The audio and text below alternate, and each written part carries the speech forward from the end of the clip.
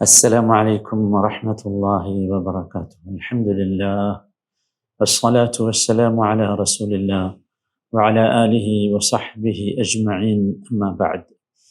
സഹോദരങ്ങളെ, ഹജ്ജുമായി ബന്ധപ്പെട്ട പഠന പരമ്പരയിലെ ഹജ്ജിൻ്റെ ലക്ഷ്യങ്ങളിൽ 4-ാമത്തെ ലക്ഷ്യത്തെക്കുറിച്ചാണ് ഇന്ന് നാം സംസാരിക്കുന്നത്. 3 കാര്യങ്ങളാണ് നാം മനസ്സിലാക്കിയത്. 4-ാമത്തെ കാര്യം തഹ്ഖീഖു തഖ്വയാണ്. 1-ാമത്തെ കാര്യം നിങ്ങൾക്ക് ഓർമ്മയുണ്ടാവും, തഹ്ഖീഖു തൗഹീദായിരുന്നു. 2-ാമത്തേത് തഹ്ഖീഖുൽ മുതാബഅ അഥവാ അള്ളാഹുവിൻ്റെ റസൂലിനെ ഇത്തിബാ ചെയ്യുക എന്നതിൻ്റെ പൂർത്തീകരണമായിരുന്നു. 3-ാമത്തേത് ഇഖാമത്തു ദിക്രില്ലാ, നമ്മുടെ ജീവിതം ഹജ്ജിനു ശേഷം പരിപൂർണമായി അള്ളാഹുവിനെക്കുറിച്ചുള്ള സ്മരണയിൽ പച്ചപിടിച്ചു നിൽക്കാൻ വേണ്ടി നിരന്തരം ദിക്റുകളാണ് ഹജ്ജിൽ എന്ന് നാം മനസ്സിലാക്കി. 4-ാമത്തെ കാര്യം തഹ്ഖീഖു തഖ്വയാണ്. തഖ്വ, ഇനി നമ്മുടെ ജീവിതത്തിൽ അങ്ങോട്ട് ഹജ്ജിനു ശേഷം തഖ്വ പരിപൂർണമായി നമ്മുടെ ജീവിതം അവസാനിക്കുന്നത് വരെ ഉണ്ടാകണം. അതിനുവേണ്ടിയാണ് ഹജ്ജ്. തഖ്വ എന്ന് പറഞ്ഞാൽ എന്താ? നമുക്കറിയാം, തഖ്വയുടെ ഉൾക്കാമ്പ് എന്ന് പറയുന്നത് അൻ തജ്അല ബൈനക വബൈന അദാബില്ലാഹി വിഖായ. അതാണ് അൻ തജ്അല ബൈനക വബൈന അദാബില്ലാഹി വിഖായ. അള്ളാഹുവിൻ്റെ ശിക്ഷയുടെയും നമ്മുടെയും ഇടയിൽ ഒരു സൂക്ഷ്മതാബോധമുണ്ടാവുക. അതാണ് നമ്മൾ സൂക്ഷിക്കണം അള്ളാഹുവിൻ്റെ ശിക്ഷയെ. അപ്പം ഈ തഖ്വയാണ്, അള്ളാഹുവിനോടുള്ള തഖ്വയാണ് യഥാർത്ഥത്തിൽ എല്ലാ നന്മകളുടെയും കടിഞ്ഞാണെന്ന് പറയുന്നത്. ഒരടിമക്ക് അള്ളാഹുവിലേക്ക് ഉയർന്നു പോകാനുള്ള മാർഗം, അതിൻ്റെ ഏറ്റവും ഉന്നതി അത് തഖ്വയാണ്. നോക്കൂ, നമുക്കറിയാം, മനുഷ്യൻ നന്മയുടെ കാര്യത്തിൽ, അതുപോലെ അള്ളാഹുവുമായുള്ള ബന്ധത്തിൻ്റെ കാര്യത്തിൽ, അള്ളാഹുവിനോടുള്ള വിധേയത്വത്തിൻ്റെ കാര്യത്തിലൊക്കെ, ഈമാനിൻ്റെ കാര്യത്തിലൊക്കെ പല വ്യത്യസ്തമായ കാറ്റഗറികളിലാണ്. നമുക്കറിയാമത്. ഖുർആൻ പഠിപ്പിക്കുന്നുണ്ടല്ലോ, ഫമിൻഹും വാലിമുൻ ലിനഫ്സി വമിൻഹും മുഖ്തസിദ് വമിൻഹും സാബിഖുൻ ബിൽ ഖൈറാത്ത് വമിൻഹും സാബിഖുൻ ബിൽ ഖൈറാത്തി ബിഇദ്നില്ലാഹ് ദാലിക ഹുവൽ ഫദ്ലുൽ കബീർ. അവരിൽ ചിലർ സ്വന്തത്തോട് തന്നെ അന്യായം ചെയ്യുന്നവരുണ്ട്, അതാണ് വാലിമുൽ നഫ്സി, തെറ്റ് ചെയ്യുന്നവർ. ചിലർ മിതത്വം പാലിക്കുന്നവരാണ്, അത്യാവശ്യമൊക്കെ കുറച്ചൊക്കെ ചെയ്യും, അങ്ങനത്തെ ആളുകൾ. വമിൻഹും സാബിഖുൻ ബിൽ ഖൈറാത്തി ബിഇദ്നില്ലാഹ്, അള്ളാഹുവിൻ്റെ അനുമതിയോടുകൂടി സൽക്കർമ്മങ്ങളിൽ മുമ്പന്തിയിൽ നിൽക്കുന്നവരുമുണ്ട്. ദാലിക ഹുവൽ ഫദ്ലുൽ കബീർ, അത് തന്നെയാണ് മഹത്തായ അനുഗ്രഹം. ഈ ദറജാത്തുകൾ ഉണ്ടല്ലോ, ഈ വ്യത്യസ്തമായ പദവികൾ, ഇപ്പം 3 പദവികളെക്കുറിച്ച് ഇവിടെ പറഞ്ഞു. സാലിഹികളെ സംബന്ധിച്ചിടത്തോളം നന്മ ചെയ്യുന്ന ആളുകൾ സത്യത്തിൽ ഇങ്ങനെ വ്യത്യസ്ത പദവികളായിരിക്കും. നമ്മളെപ്പോഴും മനസ്സിലാക്കണം, ഏറ്റവും കൂടുതൽ അള്ളാഹുവിന് വിധേയപ്പെട്ട് ജീവിക്കുക, ഏറ്റവും കൂടുതൽ അള്ളാഹുവിനെ ഓർക്കുന്നവരാണ്, സ്മരിക്കുന്നവരാണ്, അല്ലെ? ഏറ്റവും കൂടുതൽ ദീനിലേക്ക് അടുത്ത് വരിക, അള്ളാഹുവിലേക്ക് അടുത്ത് വരിക, ഏറ്റവും കൂടുതൽ അള്ളാഹുവുമായി ബന്ധമുള്ളവനാണ്. ഏറ്റവും കുറച്ച് തെറ്റുണ്ടാകുക ആർക്കാ? ഏറ്റവും കുറച്ച് തെറ്റ് വരിക, ഏറ്റവും കുറച്ച് അബദ്ധം വരിക. നിങ്ങൾ ആലോചിച്ച് നോക്കൂ. അപ്പം അത് ഈ തഖ്വ ആണ് അത് സത്യത്തിൽ അതിൻ്റെ ഒരു അളവുകോൽ എന്ന് പറയുന്നത്. അപ്പോൾ നമ്മൾ മനസ്സിലാക്കണം, നന്മ ചെയ്യുന്ന ആളുകൾ, സാലിഹ്യങ്ങളുടെ ഗ്രേഡുകളൊക്കെ വ്യത്യസ്തമാണ്. അതിൽ ഉന്നതമായ ഗ്രേഡിൻ്റെ പേരാണെന്ത്? തഖ്വ എന്നുള്ളത്. അതാണ് അഅ്ല ദറജ, അതാണ് തഖ്വ, ഏറ്റവും ഉന്നതമായ പദവി. നോക്കൂ, ഞാനത് ഉന്നതമായ പദവി എന്ന് കരുതി തന്നെ പറഞ്ഞതാണ്. നോക്കൂ, നമ്മളെപ്പോഴും മനസ്സിലാക്കേണ്ടത്, നുബൂവത്തിന് ശേഷം, ഞാനത് മനസ്സിലാക്കാൻ വേണ്ടി പറയാം, നുബൂവത്ത് കഴിഞ്ഞാൽ മനുഷ്യന് ലഭിക്കാവുന്ന ഏറ്റവും ഉന്നതമായ പദവിയുടെ പേര് വിലായത്ത് എന്ന്.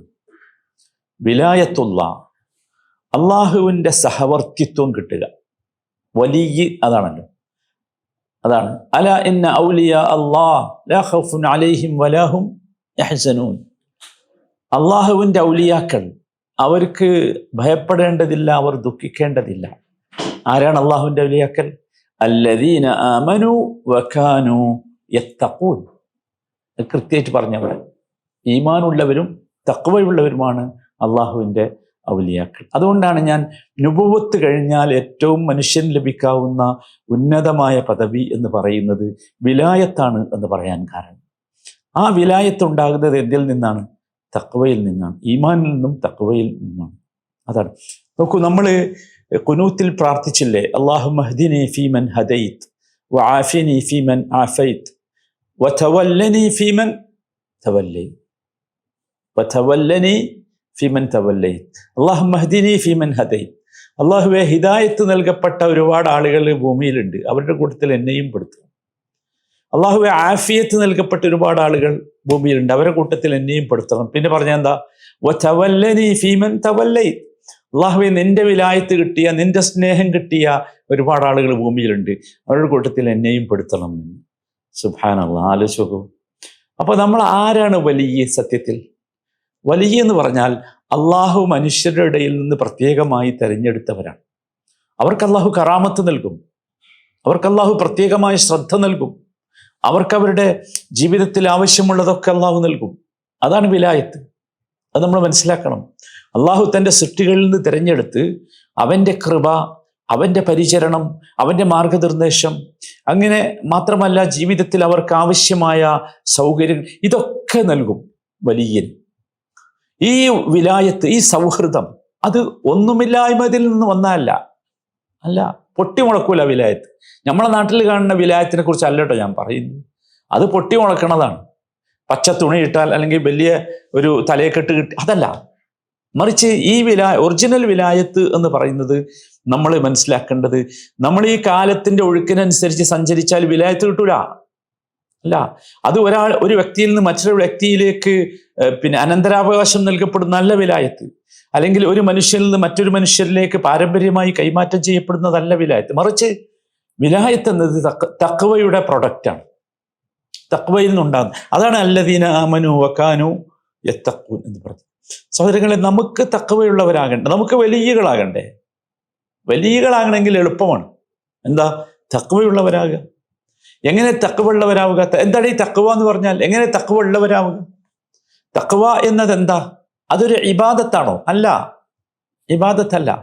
അത് ഒരു സുലൂക്കാണ്. സുലൂക്ക് എന്ന് പറഞ്ഞാൽ ജീവിത രീതിയാണ് തഖ്വ എന്ന് പറയുന്നത്. ഓരോ ചുവടുവെപ്പിലും, നമ്മുടെ ഓരോ സ്റ്റെപ്പിലും നമ്മൾ പിന്തുടരുന്നത് ആരെയാണ്? അതാണ് തഖ്വ നിശ്ചയിക്കുന്നത്. കൂടുതൽ നന്മയും അള്ളാഹുവിനോട് കൂടുതൽ അടുക്കുന്നതും അള്ളാഹുവിൻ്റെ പ്രീതി നേടുന്നതിലേക്ക് എത്തിക്കും നമ്മളെ. അങ്ങനെ അള്ളാഹുവിൻ്റെ പ്രീതി കിട്ടുമ്പോൾ, അതാണല്ലോ വിലായത്ത്. ആ പ്രീതി കിട്ടുവാൻ ഉള്ള മാർഗം, പാത, അതെന്താ? അത് തഖ്വയാണ്. അള്ളാഹു സുബ്ഹാനഹു വ തആല ഈ തഖ്വയെ മനുഷ്യനെ സംബന്ധിച്ചിടത്തോളം അവൻ്റെ ജീവിതത്തിലെ എല്ലാ നന്മക്കും കാരണം ഇസ്ലാമിൻ്റെ വീക്ഷണം തഖ്വയാണെന്ന് ഖുർആൻ മറിച്ച് നോക്കിയാൽ അത് കാണും. വമൻ യത്തഖില്ലാഹ യജ്അൽ ലഹു മഖ്റജ. തഖ്വയുണ്ടെങ്കിൽ അവൻ അള്ളാഹു ഒരു പോംവഴി ഉണ്ടാക്കി കൊടുക്കും. നിങ്ങൾ ആലോചിച്ച് നോക്കൂ. അപ്പൊ ജീവിതത്തിന്റെ എല്ലാ പ്രശ്നങ്ങൾക്കുമുള്ള പോംവഴിയാണ്, ജീവിതത്തിന്റെ താക്കോലാണ് എന്ത്? തഖ്വ. വമൻ യത്തഖില്ലാഹ യജ്അൽ ലഹു മഖ്റജ വയർസുഖുഹു മിൻ ഹൈസു ലാ യഹ്തസിബ്. ഒരിക്കലും അവൻ വിചാരിക്കാത്ത മാർഗത്തിൽ അവന് അള്ളാഹു റിസ്ക് നൽകും. സുബ്ഹാനല്ലാഹ്. തഖ്വ ഉണ്ടെങ്കിലേ. നിങ്ങൾ ആലോചിച്ച് നോക്കൂ. അപ്പൊ നമ്മുടെ ഉപജീവന മാർഗം ദുർബലമായി എന്ന് വെക്കുക, നമ്മുടെ ചെലവുകൾ വർദ്ധിച്ചു എന്ന് വെക്കുക, നമുക്ക് കടങ്ങൾ കൂടി, നമ്മൾ തളർന്നു, എക്സ്ട്രാ ജോലി, ഓവർ ടൈം ജോലി കിട്ടാനില്ല, അധിക സോഴ്സ് ഓഫ് ഇൻകം ഇല്ല, വരുമാന സ്രോതസ് അധികം കണ്ടെത്താൻ കഴിയുന്നില്ല. അലൈക ബിതഖ്വല്ലാഹ്. അതൊരു പരിശോധനയാണ് സഹോദരന്മാരെ, നമുക്ക് തഖ്വ ഉണ്ടോ എന്നുള്ളത്. അവിടെയാണ് നമ്മൾ തഖ്വയുള്ളവരാകേണ്ടത്. നോക്കൂ, മാത്രമല്ല അള്ളാഹു മറ്റൊരുത്തിൽ പറഞ്ഞു, വമൻ യത്തഖില്ലാഹ യജ്അൽ ലഹു മിൻ അംരിഹി യുസ്റ. അതെ, നിങ്ങൾക്ക് തഖ്വയുണ്ടെങ്കിൽ അള്ളാഹു അവൻ്റെ കാര്യം എളുപ്പമാക്കും. നമുക്ക് പലപ്പോഴും തോന്നാറില്ലേ, എല്ലാ വാതിലുകളും നമ്മുടെ മുമ്പിൽ കൊട്ടിയടക്കപ്പെട്ടു, എൻ്റെ പ്രശ്നത്തിന് പരിഹാരമില്ല, ജീവിതം കുടുസായി, ഭൂമി കുടുസായി. എന്താ വഴി? എളുപ്പമാകാനുള്ള വഴി അത്തഖ്വ. അത്തഖ്വ ഹുവ മിഫ്താഹുത് തൈസീർ. അതാണ് മിഫ്താഹുത് തൈസീർ. എളുപ്പമാക്കാനുള്ള താക്കോലാണെന്ത്? തഖ്വ. 2. മൂന്നാമതായി അള്ളാഹു പറഞ്ഞു, വമൻ യത്തഖില്ലാഹ യുകഫിർ അൻഹു സയ്യിആതി വയഉളിം ലഹു അജ്റ. സുബ്ഹാനല്ലാഹ്. ഒരാൾ തഖ്വയുണ്ടെങ്കിൽ അവൻ്റെ തിന്മകളെ അള്ളാഹു മായ്ച്ചു കളയും. മാത്രമല്ല അവന് വലിയ പ്രതിഫലം അള്ളാഹു നൽകും. സുബ്ഹാനല്ലാഹ്. എന്താ നമ്മൾ മനസ്സിലാക്കേണ്ടത് ഇവിടെ? ദുനിയാവിലായാലും ആഖിറത്തിലായാലും നന്മകളുടെ സോഴ്സ് ഒരു വിശ്വാസിയെ സംബന്ധിച്ചിടത്തോളം എന്താണ്? തഖ്വയാണ്. ദുനിയാവും കിട്ടും, ആഖിറത്തും കിട്ടും. സുബ്ഹാനല്ലാഹ്. ദുനിയാവാണ് ഞാൻ ഇതുവരെ പറഞ്ഞതൊക്കെ. ഇനി നിങ്ങൾ ആഖിറത്തിലേക്ക് വന്ന് നോക്കൂ. ഒരു മനുഷ്യൻ പരലോകത്തെത്തിയാൽ അവന് നേരിടേണ്ടി വരുന്ന ഏറ്റവും ഭയാനകമായ അവസ്ഥ ഏതാണെന്നറിയുന്നത്? ഏറ്റവും ഭയാനകമായ അവസ്ഥ അത് സിറാത്തിലൂടെയുള്ള നടത്തമാണ്. സിറാത്ത് ഇട്ടിട്ടുള്ളത് എവിടെയാണ്? സിറാത്ത് അത് നരകത്തിന്റെ മുകളിലാണ്. ആ സിറാത്തിലൂടെ പോകണം. ആ നരകത്തിന്റെ മുകളിലുള്ള സിറാത്തിലൂടെ കടന്നു പോവുക എന്ന കടമ്പയാണ് ആഖിറത്തിലെ ഏറ്റവും വലിയ പ്രശ്നം. അള്ളാഹു പറഞ്ഞില്ലേ, വഇൻ മിൻകും ഇല്ലാ വാരിദുഹാ കാന അലാ റബ്ബിക ഹത്മൻ മഖ്ദിയ. എല്ലാവരും അതിനെ വഇൻ മിൻകും ഇല്ലാ വാരിദുഹാ, നരകത്തിന്റെ അടുത്ത് കൂടെ എല്ലാവരും പോകുന്നു പറഞ്ഞാൽ എന്താ? ഈ നരകത്തിന്റെ മുകളിലൂടെ എല്ലാവരും പോവുക. സ്വർഗത്തിലേക്ക് പോകണമല്ലോ, നരകത്തിന്റെ മുകളിലൂടെ പോവുക. അതാ പറഞ്ഞത്.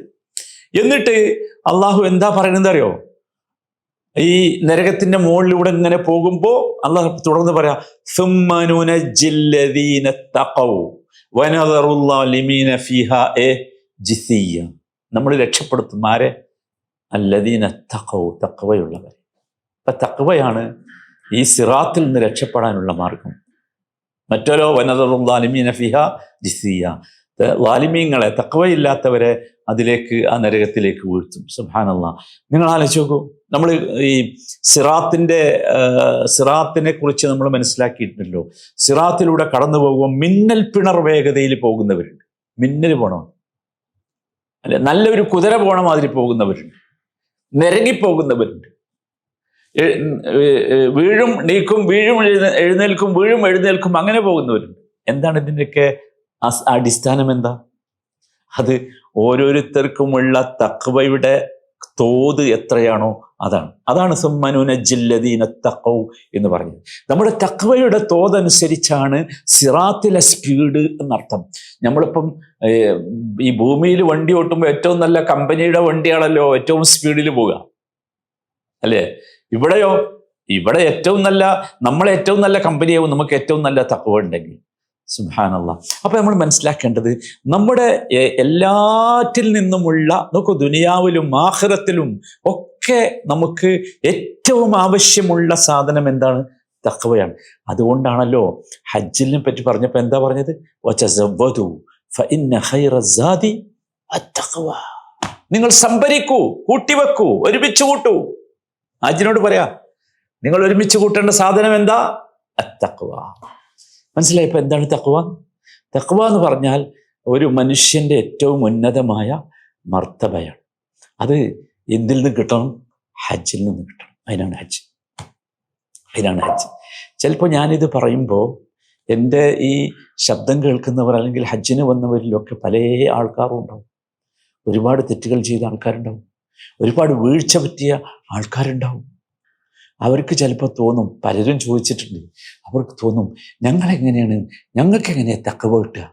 ഞങ്ങൾ ആ തെറ്റ് ചെയ്തിട്ടുണ്ട്, ഈ തെറ്റ് ചെയ്തിട്ടുണ്ട്, ഈ സാലിഹ്യങ്ങളുടെ കൂടെ മത്സരിച്ച് ഞങ്ങൾക്ക് തഖ്വ കിട്ടുമോ?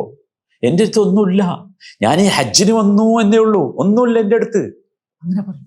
പക്ഷേ നിങ്ങൾ മനസ്സിലാക്കണം, നിങ്ങളിവിടെ എത്തിയില്ലേ, നിങ്ങൾ ഹാജിയല്ലേ, ഹജ്ജിന് വന്നില്ലേ? ഹജ്ജിന് വരാനുള്ള തൗഫീഖ് അല്ലാഹു നിങ്ങൾക്ക് തന്നില്ലേ? നിങ്ങൾ എങ്ങോട്ട് കൊണ്ടുവന്നത്? നിങ്ങളെ ഒരു പാഠശാലയിലേക്ക് കൊണ്ടുവന്നതാ. തഖ്വ പഠിപ്പിക്കാനുള്ള പാഠശാലയിലേക്ക്, മദ്രസത്ത് തഖ്വയിലേക്കാണ് കൊണ്ടുവന്നത്. 5-6 ദിവസം നിങ്ങൾക്ക് നിരന്തരമായ കോഴ്സാണ്, സ്റ്റെപ്പ് ബൈ സ്റ്റെപ്പ്. ഓരോ സ്റ്റെപ്പിലും ഉദ്ദേശിക്കുന്നത് അല്ലാഹു നിങ്ങളെ തഖിയാക്കി വിടണം എന്നാണ്. അതാണ് ഹാജിമാര്. നമ്മൾ ഹാജിമാർ തിരിച്ചു പോകേണ്ടത് തഖിയായിട്ടായിരിക്കണം, മുത്തഖിയായിട്ടായിരിക്കണം. എന്നിട്ട് നമുക്ക് ജീവിതാന്ത്യം വരെ ആ തഖ്വ കാത്ത് സൂക്ഷിച്ച് ജീവിക്കാനാകണം. അതിനുള്ള ട്രെയിനിങ് തരാനാണ് നിങ്ങളെ വിളിച്ചത്. അതാണ്. ഏതുപോലെ സലഫ് സാലിഹികളുടെ ചരിത്രത്തിൽ നമ്മൾ കാണുന്നത് പോലെ, സഹാബത്തിന്റെ ചരിത്രത്തിൽ കാണുന്നത് പോലെ നമ്മൾ വിചാരിക്കരുത് തഖ്വ ഉള്ള ആളുകളുടെ കാലം കഴിഞ്ഞു, അങ്ങനെ പറയരുത്. തഖ്വ ആ സലഫ് സാലിഹിങ്ങൾക്ക് മാത്രമുള്ളതാണ്. പറയരുത്. വിലായത്ത് സലഫുകൾക്ക് മാത്രമുള്ളതാണ്, പറയരുത്. തഖ്വയുടെയും വിലായത്തിന്റെയും ഒക്കെ പേജുകൾ അള്ളാഹു പൂട്ടിവെച്ചു, പറയരുത്. ഇല്ല, അള്ളാഹുവിന്റെ ഔലിയാക്കന്മാർ ഇപ്പോഴുമുണ്ട്. അള്ളാഹുവിന്റെ തഖ്വയുള്ള അടിമകൾ ഇപ്പോഴുമുണ്ട്, എല്ലാ കാലത്തും ഉണ്ടാകും. എന്തുകൊണ്ടാ സഹോദരന്മാരെ ഞാനും നിങ്ങളും അതിൽ പെടൂലേ? പെടണ്ടേ? നമ്മളെന്തിനാ നമ്മളെ കൊച്ചാക്കുന്നത്, നമ്മളെ നിസ്സാരമാക്കുന്നത്, നമ്മളെ ചെറുതാക്കുന്നത്? എന്തിനാ ചെറുതാക്കുന്നത്? നമ്മൾ മനസ്സിലാക്കണം, നമ്മൾ ഉപയിൽപ്പെടും. അള്ളാഹു അതിനാണ് നമുക്ക് ഹജ്ജ് തന്നത്, അതിനാണ് ഹജ്ജ്. ഹജ്ജ് നമ്മളെ അതാണ് പഠിപ്പിക്കുന്നത് സഹോദരന്മാരെ.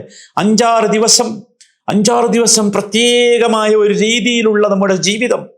ആ ജീവിതം എന്തിനാന്ന് ചോദിച്ചാൽ ഈ തഹ്ഖീഖു തഖ്വക്കാണ്. അള്ളാഹുവിന് ഇഷ്ടം അതാണ്. നമുക്ക് തഖ്വ കിട്ടി പറഞ്ഞേക്കണം.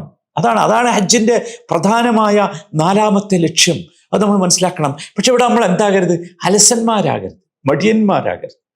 നോക്കൂ, നമ്മൾ ഇത് മാത്രം ചിന്തിച്ചാൽ മതി. ഞാനിവിടെ എത്തിയില്ലേ? മില്യൺ കണക്കിന് മുസ്ലിങ്ങളില്ലേ ലോകത്ത്, ഇല്ലേ? എന്നിട്ട് ഈ വർഷം അള്ളാഹു തെരഞ്ഞെടുത്ത 10-20 ലക്ഷത്തിൽ ഞാനും പെട്ടില്ലേ? അതുപോലെ നിനക്ക് തഖ്വ തരാൻ വേണ്ടിയാണ് നിന്നെ സെലക്ട് ചെയ്തത്.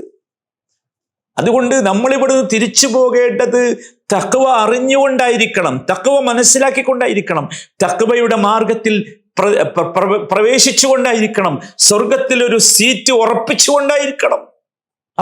അതല്ലാതെ സഹോദരന്മാരെ ഒരിക്കലും നമ്മൾ നമ്മളെക്കുറിച്ച് ചെറുതായി കാണരുത്.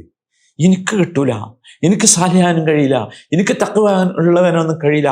അതൊക്കെ സഹാബത്തിനോ താബിഈകൾക്കോ അഇമ്മത്തുകൾ നോ അല്ല. എല്ലാവർക്കും തരാനാ ഹജ്ജ്. അള്ളാഹുവിന് ആവശ്യം ഇതാണ്.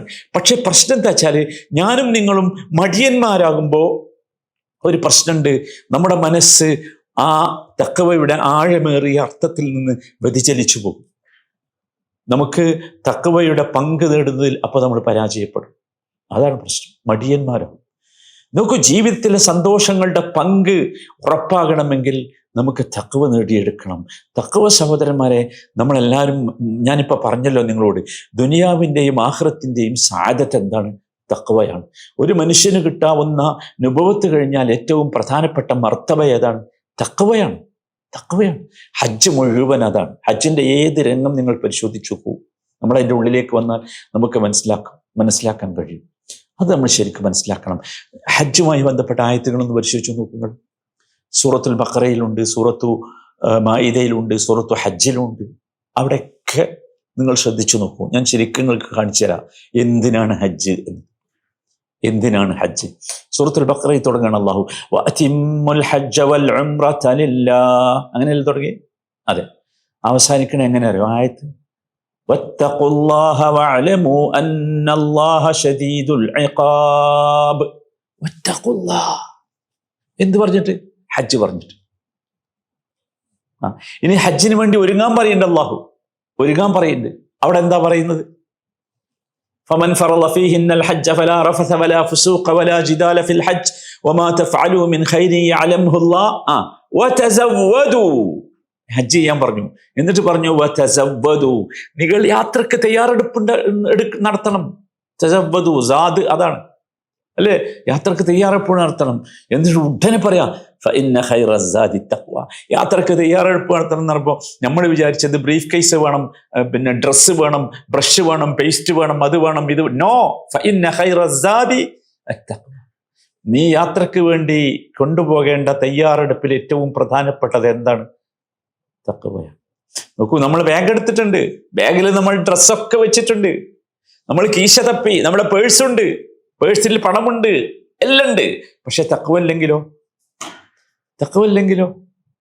നമ്മൾ ആലോചിക്കുക. നമ്മൾ എപ്പോഴെങ്കിലും ചിന്തിച്ചിട്ടുണ്ടോ? ഈ ഹജ്ജിന് വേണ്ടി യാത്രക്കൊരുങ്ങിയപ്പോൾ നമ്മൾ എപ്പോഴെങ്കിലും ചിന്തിച്ചിട്ടുണ്ടോ? നമ്മുടെ പിന്നെ ചെക്ക് ലിസ്റ്റിലുള്ള എന്തൊക്കെയാണ്? ഇഹ്റാമിന്റെ തുണി, ബെൽറ്റ്, അത്തറ്, ചപ്പല്, അല്ലേ, ഡ്രസ്സ്, ഇത്ര കൂട്ടം, മരുന്ന്, ഇതൊക്കെ അല്ലേ ചെക്ക് ലിസ്റ്റിലുള്ളത്? ചെക്ക് ലിസ്റ്റിൽ തഖ്വ ഉണ്ടോ? പക്ഷെ അള്ളാഹ് പറയുന്ന ചെക്ക് ലിസ്റ്റിൽ ഒന്നാമത് എന്താ? വതസവ്വദു എന്ന് പറഞ്ഞിട്ട് ഉടനെ പറയാം ഫഇന്ന ഖൈറ സാദി അത്തഖ്വ. സുബ്ഹാനല്ലാഹ്. ഇതാണ് നമ്മളോട് അള്ളാഹു ആവശ്യപ്പെടുന്നത്. അതാണ് ഞാൻ പറഞ്ഞത്. ഹജ്ജ് കൊണ്ട് കിട്ടിയത് എന്താണ്? തഖ്വയാണ് എന്ന്. ഇനി നോക്കൂ, ഇനിയും ഹജ്ജിനെ കുറിച്ച് ഇനിയും പറയാം. സൂറത്തുൽ ഹജ്ജിന്റെ അവസാനം കാണാം. സൂറത്തുൽ ഹജ്ജിലും സൂറത്തുൽ ബഖറയിലും ഒക്കെ ഉണ്ട്. വദ്കുറുല്ലാഹ ഫീ അയ്യാമിൻ മഅദൂദാത്ത് ഫമൻ തഅജ്ജല ഫീ യൗമൈനി ഫലാ ഇസ്മ അലൈഹി വമൻ തഅഖറ ഫലാ ഇസ്മ അലൈഹി ലിമൻ ഇത്തഖാ. തിരിച്ചു പോരുമ്പോഴേ, മിനയിൽ തിരിച്ചു വരുമ്പോൾ നിങ്ങൾ 2 ദിവസം നിന്നാലും കുഴപ്പമില്ല, മതി. പക്ഷേ പ്രശ്നം എന്താ? ലിമൻ ഇത്തഖാ, തഖ്വയാണ്. ധൃതി പിടിച്ച് പോരാണെങ്കിൽ പോന്നോ, 3 ദിവസം നിൽക്കണ്ട. തിരക്കുണ്ടെങ്കിൽ പോയിക്കോ. പക്ഷേ പോകുമ്പോ ആര് വേണം? തഖ്വ കൂടെ വേണം. അതാണ് പ്രശ്നം. നോക്കൂ, അപ്പൊ ശരിക്കും നമ്മൾ ശ്രദ്ധിക്കാം. ഇത് വളരെ പ്രധാനപ്പെട്ട ഒരു സംഗതിയാണ്. പിന്നെയും പറയാണ് വത്തഖുല്ലാഹ വഅലമു അന്നകും ഇലൈഹി തുഹ്ശറൂൻ. ഹജ്ജിന്റെ ഇടയിൽ പറഞ്ഞ വത്തഖുല്ലാഹ വഅലമു അന്നകും ഇലൈഹി തുഹ്ശറൂൻ, നിങ്ങൾ തഖ്വയുള്ളവരാകണം. നോക്കൂ, സൂറത്തുൽ മാഇദയിലേക്ക് വന്നാൽ ഭയങ്കര രസമാണ്. അവിടെ കഫാറത്തുകൾ പറയുന്നുണ്ട്. വേട്ടയാടിയാൽ ഹജ്ജിന്റെ അടിയിൽ വേട്ടയാടാൻ പാടില്ല. വേട്ടയാടിയാലുള്ള പ്രായശ്ചിത്തം പറയുന്നുണ്ട്. അതിങ്ങനെ പറഞ്ഞു കൊണ്ടുവന്നിട്ട് ആ ആയത്ത് അവസാനിക്കണേ എങ്ങനെ അറിയോ? വത്തഖുല്ലാഹല്ലദീ ഇലൈഹി തുഹ്ശറൂൻ. ഹജ്ജ, നിങ്ങൾ അള്ളാഹുവിനെ സൂക്ഷിക്കണം. ആ അള്ളാഹുവിലേക്കാണ് നിങ്ങൾ ഒരുമിച്ച് കൂട്ടപ്പെടും. ഇനി സൂറത്തുൽ ഹജ്ജിൽ വന്ന് നോക്കൂ, ഹജ്ജിനെ കുറിച്ച് പറയാണ് ദാലിക വമൻ യുഅള്ളിം ശആഇറല്ലാഹ് ഫഇന്നഹാ മിൻ തഖ്വൽ ഖുലൂബ്. അള്ളാഹുവിന്റെ ഷായിറുകളെ കുറിച്ച് പറഞ്ഞു ഹജ്ജിലുള്ള. എന്നിട്ട് പറഞ്ഞു ആ ഷായിറുകളെ ബഹുമാനിക്കുക എന്നത് മിൻ തഖ്വൽ ഖുലൂബ്. നിങ്ങൾ ആലോചിച്ച് നോക്കൂ, ഒരു ഹാജിക്ക് കിട്ടണം എന്ന് അള്ളാഹു ആഗ്രഹിക്കുന്നത് എന്താ? തഖ്വയാണ്. ഇനി അറവിനെ കുറിച്ച് പറയണ്ട്. ഹദിയും ഉദ്ഹിയ്യത്തും ഒക്കെ അറുക്കുമല്ലോ അവിടെ നിങ്ങൾ എന്തറത്താലും കുഴപ്പമില്ല. നിങ്ങൾക്ക് നല്ല വിലയുള്ളത് ഇറക്കാം, വില കുറഞ്ഞത് ഇറക്കാം, ഒക്കെ ഇറക്കാം എന്ന് പറഞ്ഞിട്ട് പറയണം ലയ്യനാലല്ലാഹ് എന്ത് ലുഹൂമുഹാ വലാ ദിമാഉഹ വലാകിൻ യനാലുഹു തഖ്വാ മിൻകും. അള്ളാഹുവിന് നിങ്ങൾ അറുക്കുന്ന ആടിന്റെ അല്ലെങ്കിൽ മാടിന്റെ മാംസം കിട്ടൂല, രക്തം കിട്ടൂല. പക്ഷെ അള്ളാഹുവിന് കിട്ടേണ്ടത് നിങ്ങളുടെ തഖ്വയാണ്. അള്ളാഹ് പരിശോധിക്കുന്നത് അതാണ്. സുബ്ഹാനല്ലാഹ്. എല്ലാ സ്ഥലത്തും നിങ്ങൾ ആലോചിച്ച് നോക്കൂ, എല്ലാ സ്ഥലത്തും നോക്കൂ. നമ്മൾ എപ്പോഴും മനസ്സിലാക്കണം, നമ്മൾ എത്ര പൈസന്റെ വാങ്ങണു എന്നല്ല വിഷയം, അല്ല, മറിച്ച് അള്ളാഹു നോക്കുന്നത് നമ്മുടെ ഉള്ളിലേക്ക് തഖ്വ ഉണ്ടോ എന്ന്. അപ്പൊ അതുകൊണ്ട് സഹോദരന്മാരെ, ഇത് വളരെ പ്രധാനപ്പെട്ട ഹജ്ജിന്റെ ഒരു ലക്ഷ്യമാണ് എന്നർത്ഥം. ഇനി നമുക്ക് ഹജ്ജിന്റെ കർമ്മങ്ങളിലേക്ക് ഇറങ്ങി നോക്കാം. അവിടെ നമ്മളത് കാണും. ഒന്നാമത്തെ രംഗം നിങ്ങൾ ആലോചിച്ച് നോക്കൂ. ഹജ്ജിന് വരുമ്പോൾ നോക്കൂ, നമ്മളിപ്പോൾ മനസ്സിലാക്കിയല്ലോ, ഹജ്ജ് എന്ന് പറഞ്ഞാൽ തഖ്വ കിട്ടാനുള്ള ഒരു ട്രെയിനിങ് പ്രോഗ്രാമാണ് നമുക്ക് മനസ്സിലാക്കിയല്ലോ. ആ തഖ്വ നമുക്ക് നിലനിർത്താൻ സാധിക്കണം എന്ന് മനസ്സിലാക്കിയല്ലോ. അപ്പോൾ അതിനുവേണ്ടി എന്താ അള്ളാഹു ചെയ്തു അറിയോ? എല്ലാ സ്റ്റെപ്പിലും തഖ്വ, എല്ലാ സ്റ്റെപ്പിലും. നിങ്ങൾ ആലോചിച്ച് നോക്കൂ, ഇഹ്റാമിന്റെ വസ്ത്രം ധരിക്കുന്നത് മുതൽ നമ്മളൊരു ഭയങ്കരമായിട്ട് ശ്രദ്ധിക്കൂലേ? പാടില്ല എന്ന് പറഞ്ഞത് വരുമോ? എന്തൊക്കെ പാടില്ല എന്ന് പറഞ്ഞ് ഒരു ലിസ്റ്റ് ഉണ്ട് നമ്മുടെ അടുത്ത്. 5-6 കാര്യം പാടില്ല എന്ന് പറഞ്ഞിട്ടുണ്ട് ഇഹ്റാമിലേക്ക് പ്രവേശിച്ചാൽ. ഭയങ്കര അല്ലേ? നോക്കൂ, നമ്മൾ അണ്ടർവെയറുകളൊക്കെ ഒഴിവാക്കും, തുന്നിക്കൂട്ടിയ ഡ്രസ്സുകളൊക്കെ ഒഴിവാക്കും. പിന്നെ നമ്മൾ അത്തറ് പൂശൂല, തല തുറന്നിടും, അല്ലേ? നമ്മൾ എല്ലാം ഒക്കെ ഒഴിവാക്കി. നോക്കൂ, ഇവിടെ സത്യത്തിൽ എന്താ? ഇവിടെ അള്ളാഹുവിൻ്റെയും നമ്മുടെയും ഇടയിൽ ഒരു മറയുമില്ലാത്ത വിധം നമ്മൾ തുറന്നു വെക്കുകയാണ് നമ്മുടെ ജീവിതം. അതാണ്. നോക്കൂ, ഇവിടെ ഇപ്പോ ഈ ഇഹ്റാമിൽ പ്രവേശിച്ചാൽ ചെയ്യാൻ പാടില്ല എന്ന് പറഞ്ഞ കാര്യങ്ങൾ ആരും കാണാതെ നമുക്ക് ചെയ്തൂടെ? എന്തേ നമ്മൾ ചെയ്യാത്തത്? ആരോ നമ്മൾ പിടിച്ചു വെച്ചു അല്ലേ? ആരോ ഒന്ന് പിടിച്ചു വെച്ചില്ലേ? ആ പിടിച്ചു വെച്ചതിന്റെ പേരാ തഖ്വ എന്നുള്ളത്. കാരണം എന്താ? നമ്മൾ അള്ളാഹുവിനെ കാണാൻ വരിക, അള്ളാഹുവിൻ്റെ അടുത്തേക്ക് വരിക. അപ്പൊ അള്ളാഹു ഉദ്ദേശിക്കുന്ന രൂപത്തിൽ വരണം. അതാണ്. നിങ്ങൾ ആലോചിച്ച് നോക്കൂ, നമ്മളെ മുടി അങ്ങനെ തന്നെയാണ്. നമ്മൾ വിട്ടു, മുടി ഒന്ന് വൃത്തിയാക്കണം എന്ന് തോന്നിയിട്ട് നടക്കൂല. ഇഹ്റാമിലേക്ക് പ്രവേശിച്ചാൽ നമ്മളെ നഖം അങ്ങനെ തന്നെയാണ്, വൃത്തിയാക്കാൻ പറ്റൂല. ഇഹ്റാമിലേക്ക് പ്രവേശിച്ചു കഴിഞ്ഞാൽ നമ്മൾ ഒരു പക്ഷേ ഒരു ബാഡ് സ്മെല്ലൊക്കെ നമ്മുടെ ബോഡിയിൽ നിന്ന് വരുന്നുണ്ട്. നോ, അത്ര പറ്റൂല.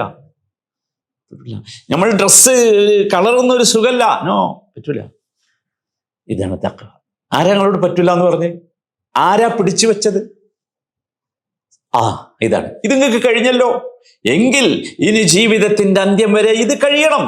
ഇഹ്റാമിൽ പ്രവേശിച്ചപ്പോൾ താൽക്കാലികമായി ചില കാര്യങ്ങളെ നിങ്ങളെ ചെയ്യരുത് എന്ന് പറഞ്ഞ് പിടിച്ചു നിർത്തിയില്ലേ? ഹറാമാന്ന് പറഞ്ഞ് പിടിച്ചു നിർത്തിയില്ലേ? പറ്റിയില്ലേ നിങ്ങൾക്ക്? പറ്റി. അപ്പൊ ഇനി ജീവിതം മുഴുവൻ അള്ളാഹു ഹറാമ എന്ന് പറഞ്ഞ ചില സംഗതികളിൽ എന്താക്കണം, നമ്മളെ നമുക്ക് പിടിച്ചു വെക്കാൻ സാധിക്കണം. അതാണ് ഹജ്ജ്, അതാണ് ഹജ്ജിന്റെ തഖ്വ. അതാണ്. നിങ്ങൾ ആലോചിച്ച് നോക്കൂ, ഹജ്ജിലേക്ക് പ്രവേശിച്ചു, എന്തോ ഒരു അബദ്ധം പറ്റിയോ എന്ന് നമുക്ക് തോന്നി, ചെയ്യാൻ പാടില്ലാത്ത എന്തോ ചെയ്തോ എന്ന് തോന്നി. നമ്മൾ ഉടനെ ചെല്ലും ആരെടുത്ത്, വിവരമുള്ള ഒരാളെടുത്ത്. അയാളോട് ചോദിക്കും നമ്മൾ, ഞാനിങ്ങനെ ഇഹ്റാമിൽ പ്രവേശിച്ച ശേഷം എൻ്റെ 2 മുടി ഞാൻ വെട്ടിപ്പോയി, 2 മുടി ഇങ്ങനെ പറിച്ചുപോയി, എന്താ ചെയ്യാ? വന്ന് ചോദിക്കുക. എന്തേ ചോദിക്കാൻ കാരണം? അപ്പൊ ഇയാൾ പറയും നിങ്ങളോട്, ഈ മുഫ്തി ഫത്വ പറയുന്ന ആള് പറയും നിങ്ങളോട്, നിങ്ങൾ കഫാറത്ത് കൊടുക്കണം. എന്താ കഫാറത്ത്? അറവ് നടത്തണം, അല്ലെങ്കിൽ മിസ്കിന്മാർക്ക് ഭക്ഷണം കൊടുക്കണം, അല്ലെങ്കിൽ 3 ദിവസം നോമ്പ് നോൽക്കണം. സുബ്ഹാനല്ലാഹ്. നിങ്ങൾ ആലോചിച്ച് നോക്കി, നമ്മളിങ്ങനെ കീശ തപ്പി നോക്കും, ഒക്കണില്ല. അറിവ് നടത്താനാ പറഞ്ഞേ, ഒക്കണില്ല. പക്ഷെ നമ്മൾ ഒപ്പിക്കും, എത്ര കഠിനാധ്വാനം ചെയ്തും ഒപ്പിക്കും. എന്നിട്ട് ഫിദിയ കൊടുക്കൂലേ, പ്രായശ്ചിത്തം കൊടുക്കൂലേ? എന്തേ കാരണം?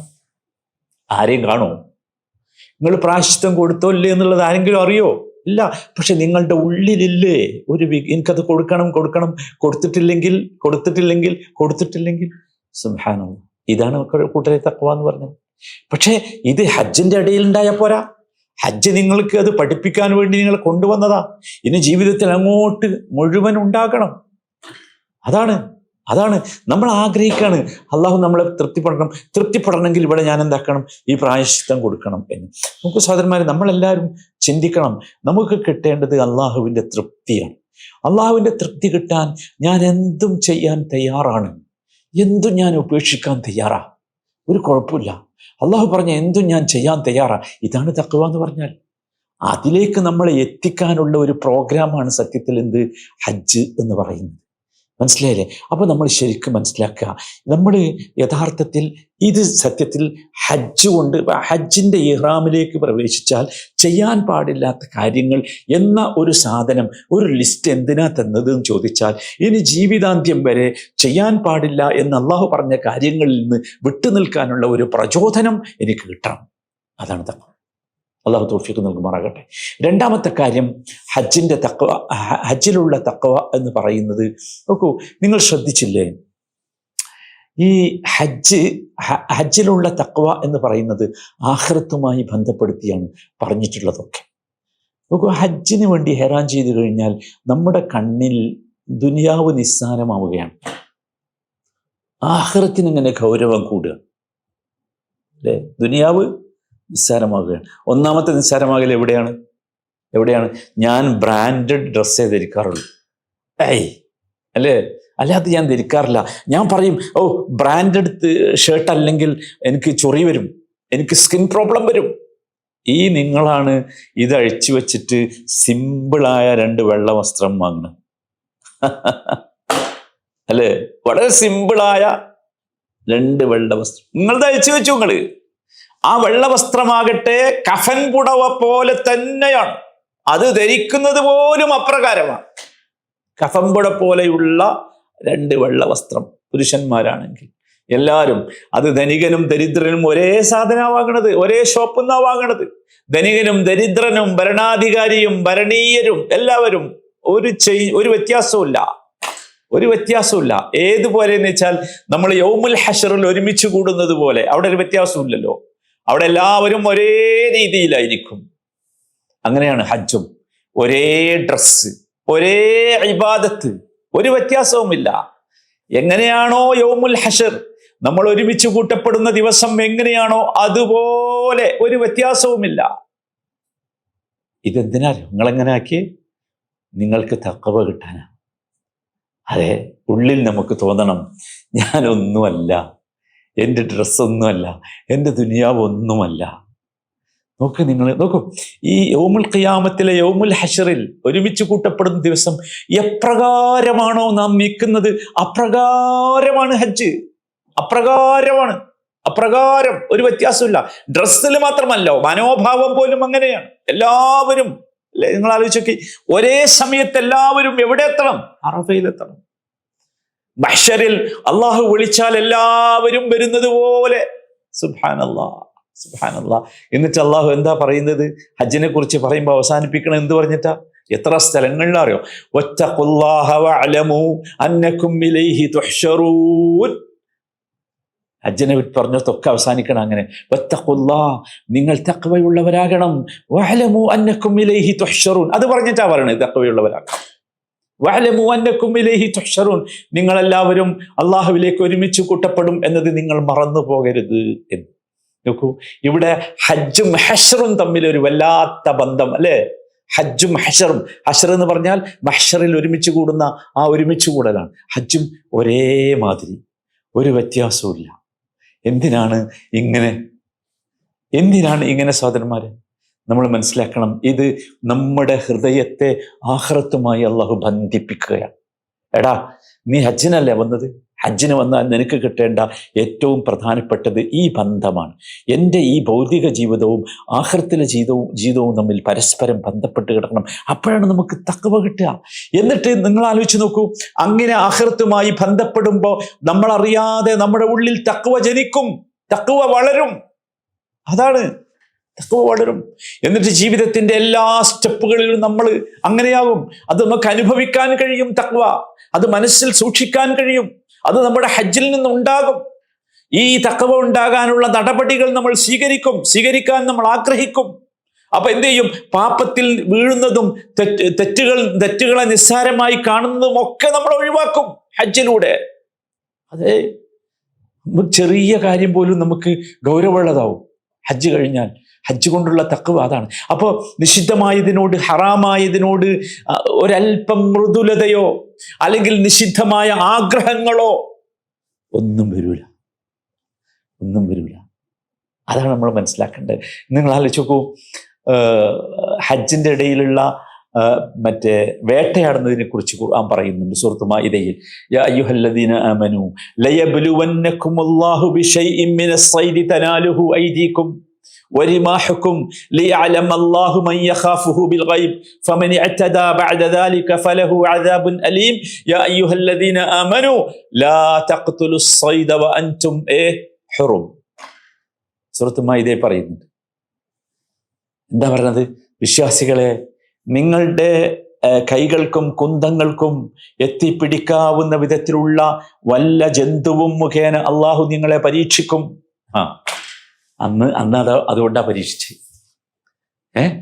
ഭയങ്കര വിശപ്പുണ്ടാവും, വേട്ടയാടി പിടിക്കാൻ പറ്റിയ മൃഗങ്ങൾ ഇങ്ങനെ വരും തൊട്ടടുത്ത്. എന്നിട്ട് അള്ളാഹു പറയണത് എന്താ അറിയോ? എന്തിനാണ് പരീക്ഷണം? ലിയഅലമ അല്ലാഹു മൻ യഖാഫുഹു ബിൽ ഗൈബ്. അതാണ്, അദൃശ്യമായ രീതിയിൽ അള്ളാഹുവെ ഭയപ്പെടുന്നവരെ അറിയാൻ വേണ്ടി. അതാരാന്നറിയാൻ വേണ്ടി. ഫമൻ ഇഅ്തദാ ബഅദ ദാലിക ഫലഹു അദാബുൻ അലീം. അതിനാൽ ഇത് മനസ്സിലാക്കിയ ശേഷം ആരെങ്കിലും ഈ വിഷയത്തിൽ അതിക്രമം കാണിച്ചാൽ അവന് വേദനയേറിയ ശിക്ഷയുണ്ട്. അതിനെ പിടിക്കാൻ പാടില്ല. യാ അയ്യുഹല്ലദീന ആമനൂ ലാ തഖ്തുലുസ്-സൈദ വഅൻതും ഹുറും. സത്യവിശ്വാസികളെ, നിങ്ങൾ ഇഹ്റാമിലായിരിക്കെ വേട്ടമൃഗത്തെ കൊല്ലരുത്. സുബ്ഹാനല്ലാഹ്. നിങ്ങൾ ആലോചിച്ച് നോക്കൂ, പരീക്ഷിച്ചു നോക്കി മുമ്പിൽ കൊണ്ടുവന്നിട്ട് അല്ലേ? നമ്മൾ ശരിക്കും മനസ്സിലാക്കണം, ഇന്ന് നമ്മുടെ മുമ്പിൽ വേറെ ഒരുപാട് വേട്ടമൃഗങ്ങളാണ് ഉണ്ടാകുക. ഇന്നേ നിങ്ങൾ ആലോചിച്ച് നോക്കൂ, ഇഹ്റാമിൽ പ്രവേശിച്ച ശേഷം തൽബിയത്ത് ചൊല്ലി അള്ളാഹുവിനെ ഉള്ളിൽ കണ്ട് തഖ്വയുള്ളവരായി മാറാൻ ശ്രമിക്കുന്നതിന് പകരം കുറെ ആൾക്കാർ ഇഹ്റാമിൽ പ്രവേശിച്ച ശേഷം ആദ്യത്തെ പണി എന്താ അറിയോ? ഫോട്ടോ എടുക്കൽ, പിന്നെ വിളിക്കൽ, ഇങ്ങനെ കാണിച്ചു കൊടുക്കുക. നിങ്ങൾ കണ്ടില്ലേ, തവാഫ് ചെയ്യുന്നതിനിടയിൽ പോലും ഭയങ്കര ബഹളം. സഹോദരന്മാരെ, ഇത് പരീക്ഷണമാണ്. ഇത് എപ്രകാരമാണോ സഹാബികളെ അള്ളാഹു വേട്ടമൃഗങ്ങളെ കൊണ്ട് പരീക്ഷിച്ചത്, അതുപോലെ ആധുനിക കാലത്തെ മനുഷ്യരെ ഈ സാധനം കൊണ്ട് പരീക്ഷിക്കുക. അതാണ്, ഇവിടെയാണ് യഥാർത്ഥത്തിൽ തഖ്വയെ അള്ളാഹു വളർത്തുന്നത്. നമ്മൾ മനസ്സിലാക്കണം.